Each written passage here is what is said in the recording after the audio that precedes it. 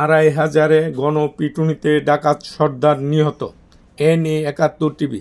নারায়ণগঞ্জ 2500-এ একটি হত্যা ও 8টি ডাকাতি মামলার ডাকাত সর্দার বিল্লাল হোসেন 35 গণপিটুনিতে নিহত হয়েছে।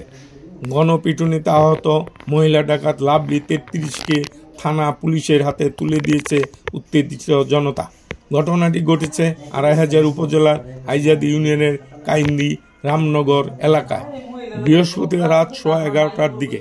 নিহত বিল্লাল উপজেলার নারায়ণদি টানপাড়া গ্রামের আব্দুল মজিদের ছেলে এবং আহত লাভলি পাশের গ্রাম তিলচন্দি এলাকার মৃত ইদ্রিস আলীর মেয়ে। সে 2500 হাসপাতালে পুলিশ পাহারায় চিকিৎসাধীন আছে। এলাকাবাসী জানায়, ইলুমদি বাবুল টেক্সটাইল মিলস এলাকায় ঘটনাটি ঘটেছে। ওসি এনায়েত হোসেন ফোর্স নিয়ে ঘটনাস্থল থেকে বিল্লাল ডাকাতের লাশ ও আহত মহিলা ডাকাত লাভলিকে থানায় নিয়ে আসে। লাশ নারায়ণগঞ্জ মর্গে প্রেরণ করেছে।